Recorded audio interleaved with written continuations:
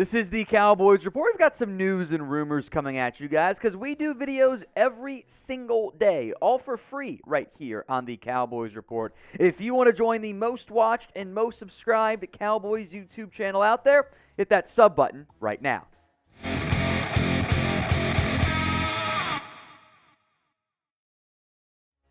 This is the Cowboys Report. I am your host, Tom Denner. Let's get all the latest on the Dallas Cowboys. We'll begin with how about cutting Malik Hooker? Now, Hooker was not on our cut candidate list when we did that a couple weeks ago, and you know what? Probably a miss on my part. He should have been on there. Even though I have liked Malik Hooker for a long time, dating back to his time at Ohio State. $4.32 million cap hit. You'd save $3.47 million by cutting Hooker, so a very cheap contract, but some savings there. This idea was suggested on the Love of the Star podcast, friend of the shows, but Bobby Belt, Brian Broaddus, and Broaddus was quick to cut Hooker. I'm not sure I'm on that that stage. The Cowboys actually have good safeties for the first time in basically as long as I can remember, although we could probably say Hooker is safety number 3 from that standpoint. Jaire Curse is also cuttable, but I think that'd be pretty stupid given how important he is to this defense and the leadership he brings to that side of the football. Make note that Donovan Wilson's a free agent. Lots of bodies at safety, though. Israel Mukuamu, Marquise Bell, Tyler Coyle, who did not play well when he got a chance in the final game of the season. Izzy Mukuamu got some nickel corner reps and actually played really well for the Cowboys in a surprise playoff basically start there. Problem you run into for the Cowboys at safety is who is your true kind of more free safety guy? I don't really think you have one. Now, Wilson can do that in terms of coming downfield from the deep spot, but I don't think he has the same range that even Hooker does, although Hooker is not a premier elite rangy free safety either. So he should have been on the list because it's a good conversation to have. He's not that expensive. It's not an obvious cut for me. He also, outside of the Colts game, hasn't been the rangy playmaker I was hoping he was going to be this year. So if you wanted to keep Donovan Wilson around for sure, cutting Malik Hooker would help free up some money to do that or spend it on a different position since you do have some intriguing young safety pieces. Maybe you want to try Izzy Mukuamu more at the typical safety spot and then add a corner via the draft free agency. It's a conversation worth having, although I don't think it's a crystal clear, black and white either way. So I do want to hear from you guys then. What would you do if you were the Jones boys, or maybe just one of them, and you had a decision to make on Malik Hooker's future? Type in K for you'd keep him, or C for you'd cut him. This is the pinned comment on today's video. So if an ad break comes here on YouTube, take advantage of it. Go down to that pinned comment, type in K for keep, C for cut. Let's stay in the secondary here. Trevon Diggs conversation. Dallas Morning News, a lengthy article looking at some of the pros and cons of paying Trevon Diggs, and he is now in the final year of his contract. Unlike CeeDee Lamb, there is no fifth-year option for a second-round pick, so the Cowboys have Diggs under contract next year, then a potential franchise tag option if that's the route they choose to go. Dallas Morning News did not mention what Diggs was looking for contract-wise, but we probably have a pretty good feel because we'll break that down in a little bit. But Diggs, although the interception numbers and pass breakups dropped, and there were some chances of drop picks that will sting with me, you might see, he allowed a higher completion percentage. He did, but the yards per completion, the outright yards, and the yards per target all dropped this year because, in general, teams did not test Trevon Diggs in the same way they did in 2021. They did not try him a bunch downfield outside of the occasional double move, which did work sometimes. There was a lot of short slant stuff. If you're going to allow the 5-yard catches, that's fine outside of third downs. It's not that big of a problem there.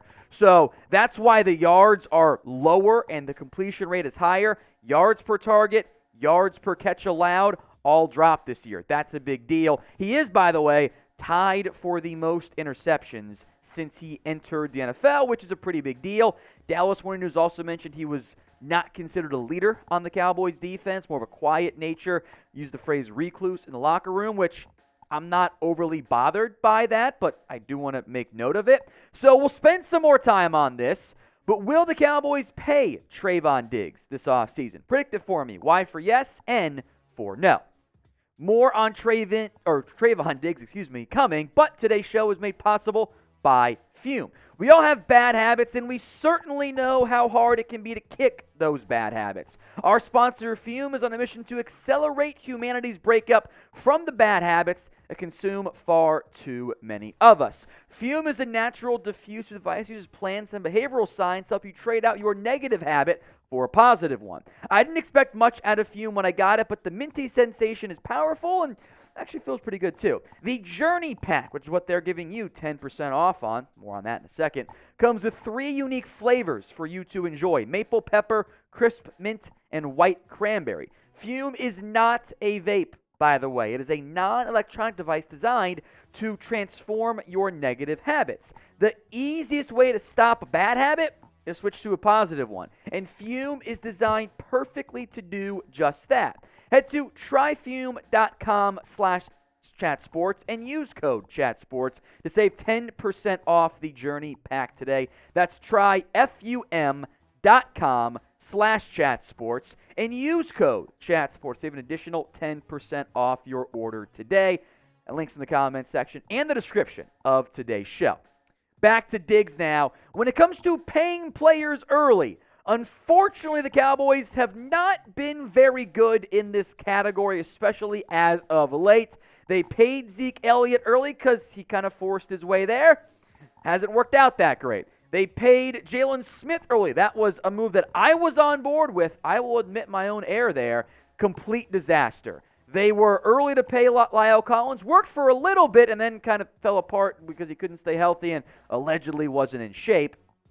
They didn't pay guys like Dak Prescott, Tank Lawrence, even Amari Cooper early, and it cost them money in the end. You paid the right guys late, the wrong guys early. And the longer you wait, the more it ends up costing you, outside of the few exceptions of, maybe of the running backs in recent memory. But it would be expensive to pay Trevon Diggs now or later because he's good at football and he's a playmaker and he fits that J.C. Jackson, Marcus Peters mold. Yeah, there are issues with Diggs. The money is a bit unclear. I can very much see the Cowboys going, well, J.C. Jackson got 16.5 and, you have the same interceptions past 3 years. How about we give you J.C. Jackson's deal?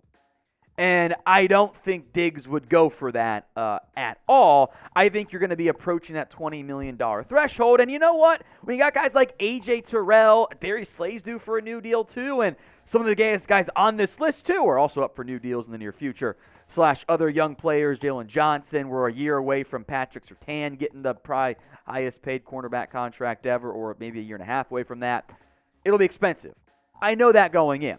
So with that in mind, what's the most you would pay Trevon Diggs per season? Also, keep this in mind as well while you answer this question in the comment section.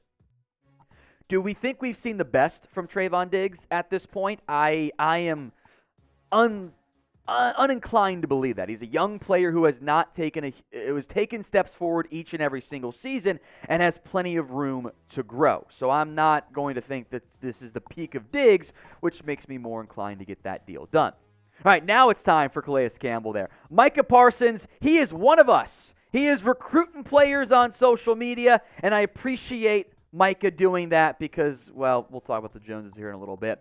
Campbell said, man, he wants to win a Super Bowl, and Micah quote tweeted him and said, you got to get a star on your helmet or something along those lines to make that happen.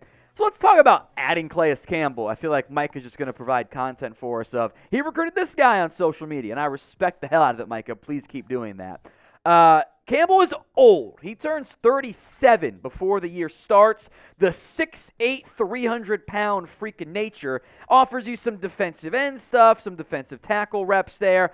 I think at his best, kind of that defensive end, the edge guy. They played a lot of 3-4 stuff in the Ravens, so the 5 technique stuff. So kind of over the tackle, can reduce inside on third downs too and bring you some pressure as that kind of similar-ish placed out of J.J. Watt in his career with Houston, Arizona. Of course, not as good as J.J. Watt. He would help you. You can play him on the inside, can play him on the outside, depending on what front you're seeing. I think still offers value as a run defender. Got to be on the pitch count. I mean, you can see the numbers, the raw numbers drop off of 2019 to 2022. 5.5 sacks is great, don't get me wrong there, but he's also 37. He'd be a part-time player wherever he ends up going if he decides to end up leaving Dallas. Cowboys have some free agents. Carlos Watkins. I liked what Watkins did. Kind of gets an upgrade button on Watkins and or Chauncey Golston, who we'll label on the defensive end category, would allow a situational defense lineman to play in a couple different spots, much like Watkins has, much like Golston has in their times in Dallas. I don't know if Campbell would actually come to Dallas. I don't want to pay him a lot of money because he is will be 37 years old. But I do love Micah recruiting. If you go back and turn back the clock to last year, allegedly it was Dak involved recruiting Von Miller, which was great. But you need your ownership to step up here. You need the Jones boys to actually spend the occasional bit of money. Micah has been upset the Cowboys did not spend, as he should be. Now, Micah has not, I don't think, quite learned the whole, good soldier method, but he's also right. So I'm not going to criticize him. I hope he continues to do it. Hopefully the Jones boys listen and, do something this year for once in free agency.